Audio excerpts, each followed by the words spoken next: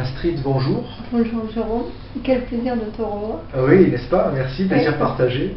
Merci Si aujourd'hui tu décides de prendre la parole publiquement, c'est pour dénoncer un fait grave et une injustice dont tu es victime.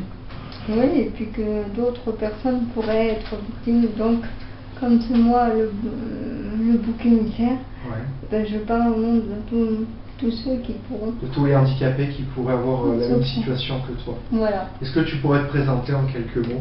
Ben, moi, je suis Astrid Serre, je suis IMC de naissance, j'ai 46 ans. Mon handicap est dû à un manque d'oxygénation du cervelet à la naissance, donc je suis née prématurément à 5 mois et demi, donc je suis sur fauteuil et actuellement je me fais soigner d'Aturelie pour un problème musculaire et assez important, et c'est grâce à Turelie que je peux encore tenir sur mon fauteuil électrique.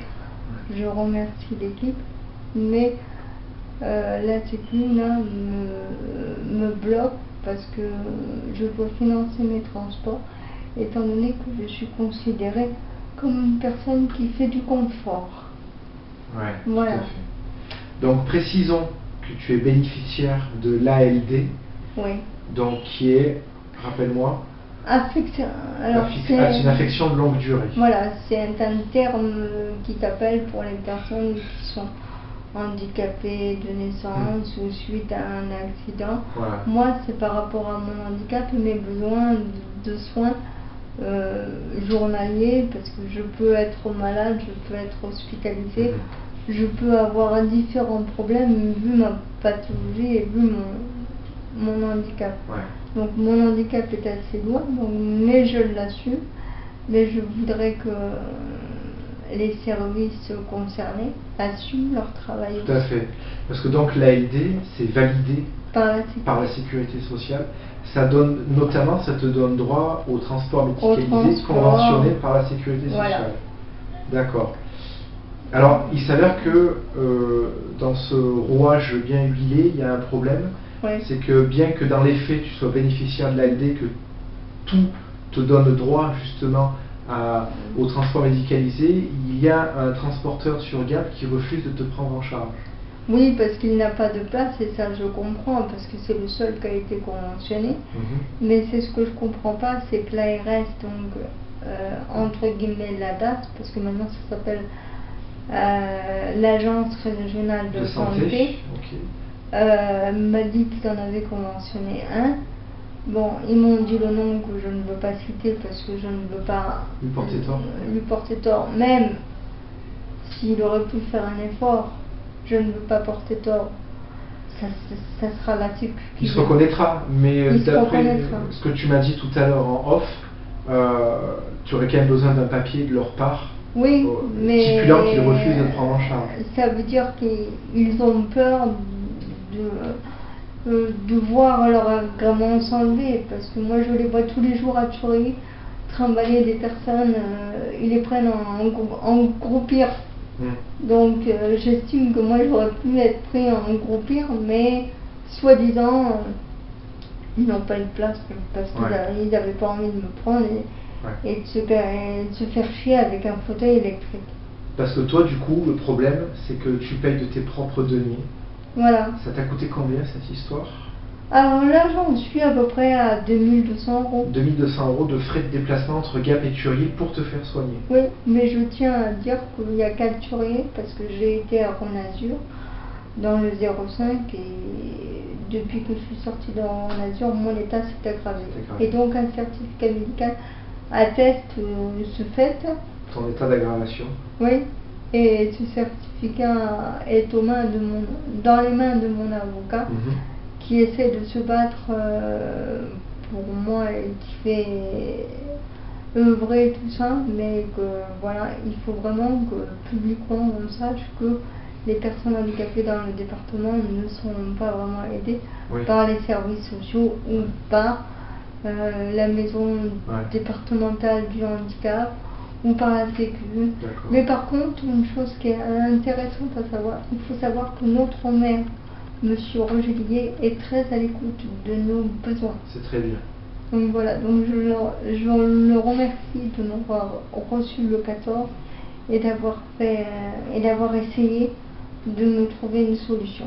Qu'il n'a pas encore trouvé, mais qu'il essaye de creuser. Ouais.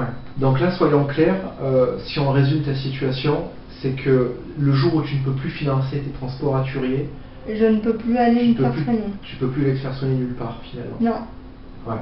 Je ne peux plus. Et donc ton état va s'aggraver, on est d'accord. Voilà. Et mon état s'aggrave. D'accord. Mon état s'aggrave et il s'aggravera parce que mon handicap ne va pas s'améliorer. Ouais. Donc il faut vivre avec, je le sais. Mais on me dit que je suis courageuse, mais le courage a un prix. Bien sûr. Voilà, et ce prix, je le paye. D'accord.